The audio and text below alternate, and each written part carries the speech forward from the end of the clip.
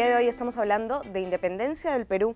Arnaldo, nos contabas de los cambios que generó volvernos una república. Bueno, sí, quería ahondar la idea de Juan Luis. El tema era que al igualarnos, como dijo Jesús, también generó problemas para las comunidades indígenas, porque las leyes españolas los protegían. Entonces yo he encontrado, y el público que lo escucha, he encontrado documentos de la comunidad autóctona de Chilca, que todos conocemos dónde queda, estaban protegiendo sus tierras del intento de expropiarlas o de convertirlas en propiedad pública, o sea, privada, o sea, de comprárselas en 1827, y 1828 y 29, o sea, años después. Entonces, sí hubo cierto problema en cuanto al no tener leyes que los ampararan y los protegieran a los indios en cuanto a sus tierras, en ese caso. Y un último tema había mencionado Juan Luis el tema del miedo, y es cierto, en la capital hubo bastante miedo porque las montoneras rodeaban a la ciudad y apoyaban a la independencia. ¿Qué son las montoneras, perdón? Estaban conformadas por indios y por negros, y eran gente de la plebe, y la gente tenía miedo que hubiera un saqueo. Inclusive San Martín comunica que las montoneras no van a entrar a la ciudad y no van a atacar a la ciudad. Entonces, justo para terminar el tema, yo había trabajado un tema en el libro del miedo en el Perú, el miedo a la independencia, y le comentaba a Juan Luis antes de entrar a cámaras que existió un miedo desde los sastres hasta los pulperos, hasta los aristócratas, los nobles, los militares, un miedo a la independencia por el temor de lo que fuera a pasar. Eran situaciones nuevas que venían. Entonces, claro, ser patriota también implica tener una conciencia clara de que va a haber un cambio, y como lo dijo Jesús, estructural del sistema. O sea, un cambio enorme, ¿no? Un cambio enorme, y a la vez la gente tenía miedo, y esos miedos se reflejaban en esconder sus joyas, esconderse en los conventos, escaparse al Real Felipe, esconderse un tiempo ahí porque habían nacido en España, pero estaban casados con mujeres criollas, limeñas, y la población era... Es el miedo, la incertidumbre. Lima era una ciudad de 70.000 habitantes, ¿no? Era la capital con mayor población de Hispanoamérica de ese momento, bueno, salvo México, estoy hablando de Sudamérica. México tenía 200.000, Lima tenía 64.000 cuando entró San Martín. Ahora, Jesús, una pregunta aparentemente simple pero compleja. Hay que explicarle a nuestros televidentes que nos están viendo en todo el país, ¿por qué el Perú se llama Perú? ¿Desde cuándo nos llamamos Perú?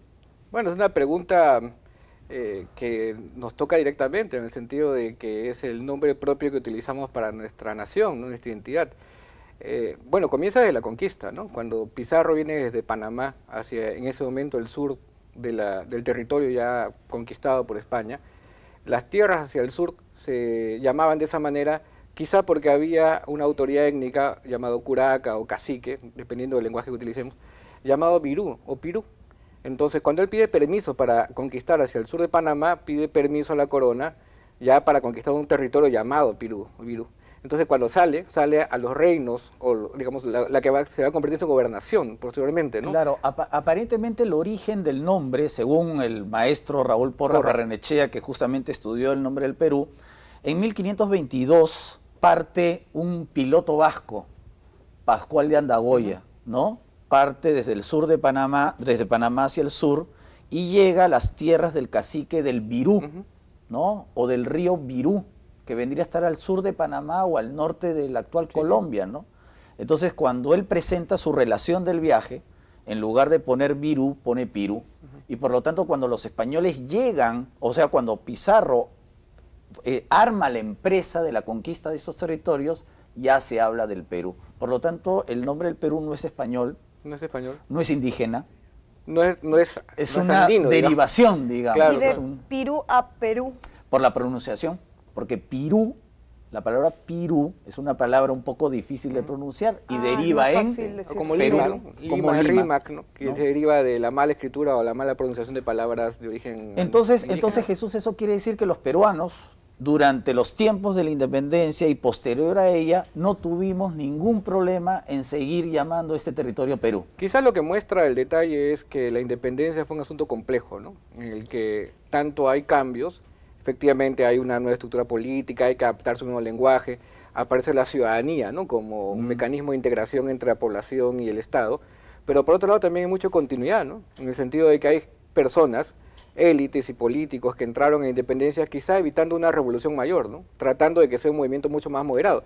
Probablemente eso tenga que ver con la idea de mantener el nombre, ¿no? Porque el nombre, al mantenerse de una época a la otra, de la colonial a la republicana, no hubo debate, en ningún momento hubo una discusión acerca de si cambiar o no. Es como muy tranquilo el tránsito Claro, de un momento a la otro, palabra ¿no? Perú es neutra. Es neutra. O sea, no la puede reivindicar ninguna región o grupo social específico. O sea, es una palabra que genera consenso. Bueno, uno de los pocos consensos que tuvimos, ¿no? Y además no tiene una filiación étnica, digamos, porque en otros casos, por ejemplo, en México es un ejemplo en ese sentido, es el territorio que hoy llamamos México se llama Virreinato de la Nueva España. Claro. Y cuando se convierte en nación independiente, adquiere el nombre de México, que era una de las tribus que poblaban el centro de México, ¿no? Ahora, Los Arnaldo, mexicas. por ejemplo, los peruanos no tuvimos ningún problema con el nombre, pero otros países vecinos no, ahí sí hubo peleas, hubo discusión, cómo llamarle al nuevo estado. Por ejemplo, cuéntanos un caso.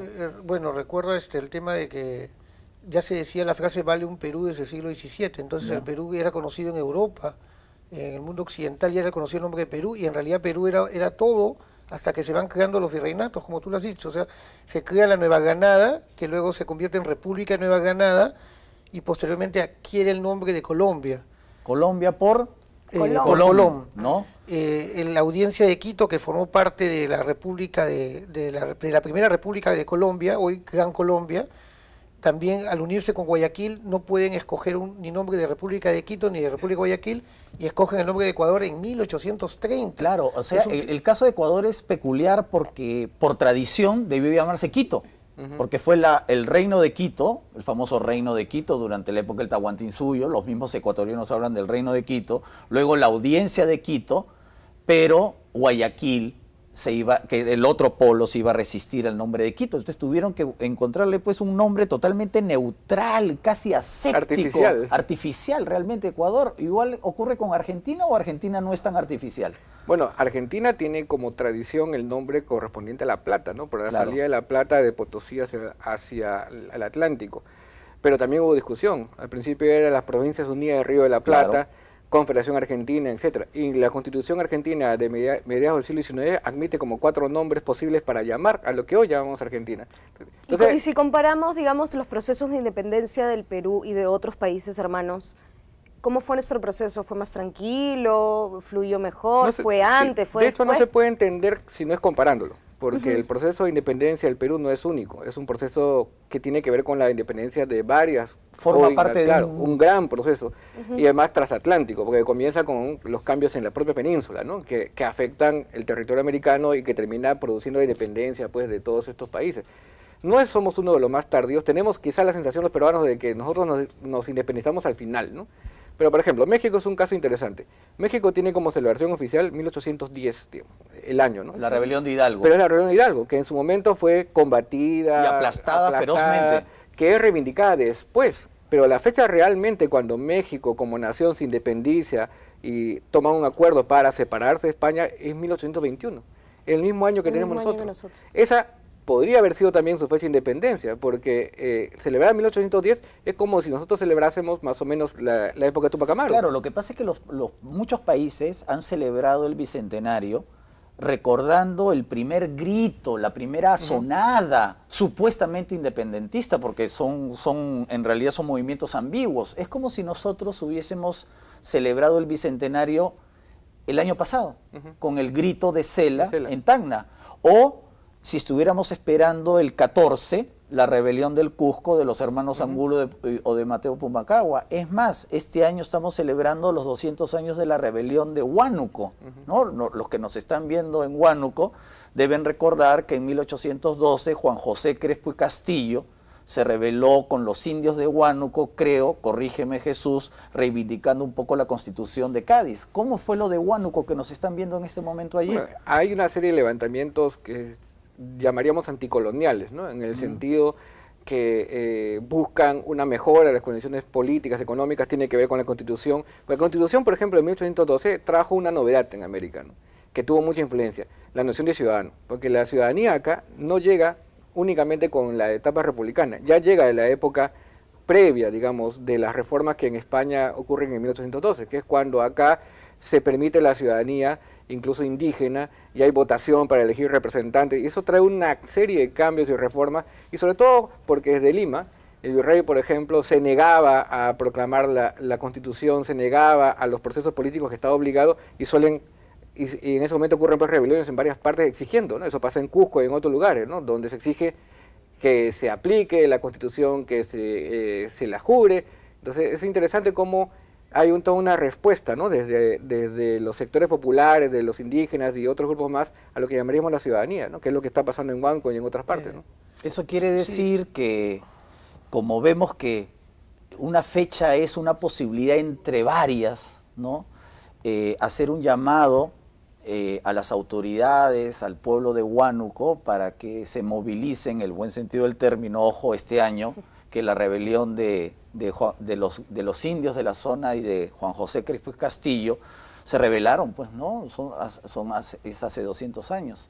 ¿Querías anotar algo, quería decir, Arnaldo? Respecto a lo que dijo Jesús, claro, el término de las elecciones, la Constitución de Cádiz nos permite a los peruanos del periodo virreinal votar y elegir nuestros representantes para el cabildo.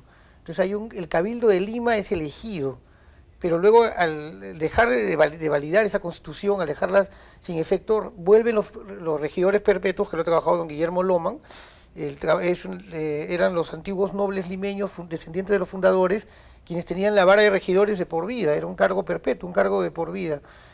Pero lo interesante es que es, como lo dijo Juan Luis, cuando la constitución es restaurada en 1820, está a portas de que San Martín ha desembarcado y se restaura la Constitución.